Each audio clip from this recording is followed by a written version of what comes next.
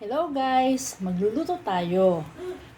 Magluluto tayo ng chicken caldereta. O etong ating mga ingredients. Siyempre sibuyas, bawang, peanut butter, pickles, liver spread, potato, carrots, and bell pepper. Ito na ang ating mantika na meron ng paminta. So magigisa na tayo. Unahin natin ang bawang. Ilagay natin ang sibuyas. At ilagay natin ang chicken. Ayan. Ilagay natin ang patis.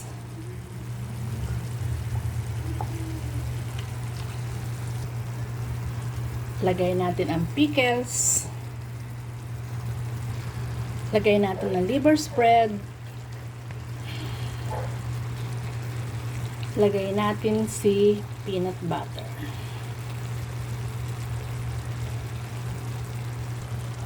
Lagay natin si patatas. Lagay natin si carrots. Lagay natin si caldereta mix. Caldereta sauce. Lagay natin si bell pepper. At ating tatakipan at ilalagay natin sa mahinang apoy. Ito guys, ang huling ingredients. Ang green peas. Ayan. Haluin lang natin. Pakuluin lang natin at okay na to guys. Luto na ang ating chicken caldereta. My own version. Siyempre, kanya-kanya tayo ng version ng pagluluto, di ba? Ito ang sa akin.